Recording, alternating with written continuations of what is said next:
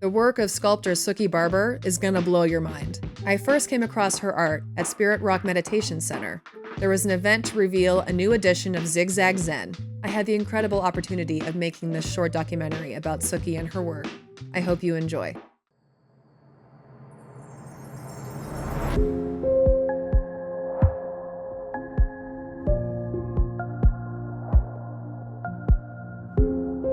This technique suits me very well to work in bronze because, it's integral to my work to have a lot of space, to open up the spaces, to play with the solidity and the weight of something, especially a material that's as heavy as bronze, to play with that weight and make it feel more ethereal and light and shining from its own side.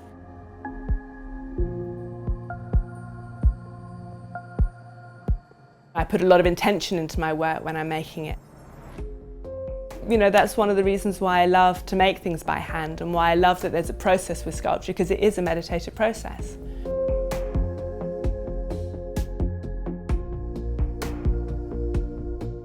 When I was living in Kathmandu, I had a lot of friends coming over to visit in Kathmandu. I was studying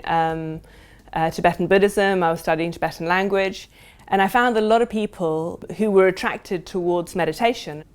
weren't really turned on by the culture that it came out of. They liked the essence of meditation, but when they saw kind of the tankas or these sort of tantric images, they felt they were very foreign. And so what I became interested in was to create an art that was coming out of what I was receiving from those philosophies, from that culture, but that could be interpreted on a very much more an intuitive level.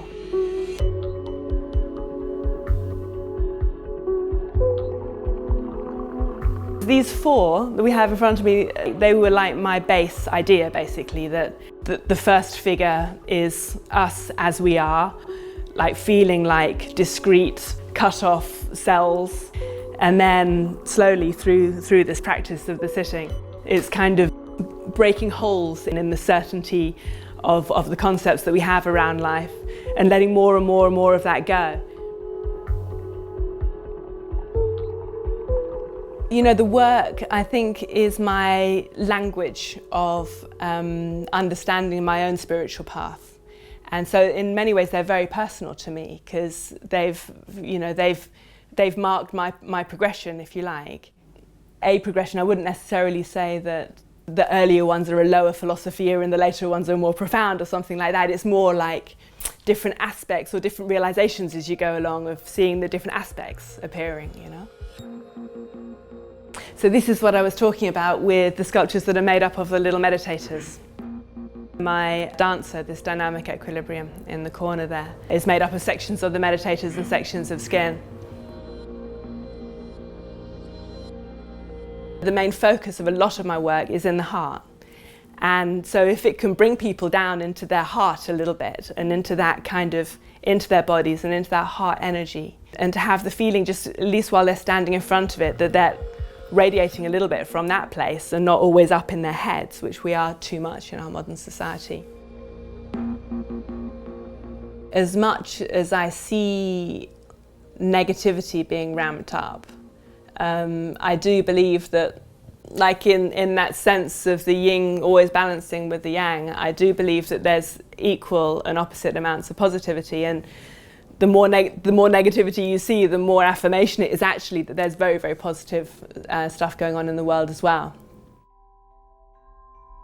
Unity and being altruistic and compassionate to each other, I think that's the best model for the survival of society, and I think that is actually our nature. I'm really happy to be a part of that wave of culture that is providing some encouragement to other people who feel the same way, that there is, qualities in the human nature that, if we can all come together and actually mirror that in each other and reinforce those positive qualities, that we don't need to be sucked under by the deafening noise of the shallow media over the top, So that's, when I say my sculptures are like little ambassadors that I send out, that's very much my feeling, that if we can get these images, and images like you see in certain visionary art and images of transcendence and of another possibility, if we can get them out into, you know, the public subconscious, as it were, and actually start planting these things rather than planting all of the negative, you know, all the negative images that people receive every day, that can make a shift. You know, I do feel like this work is purposeful in that respect, and that is speaking to something that's a deeper and truer nature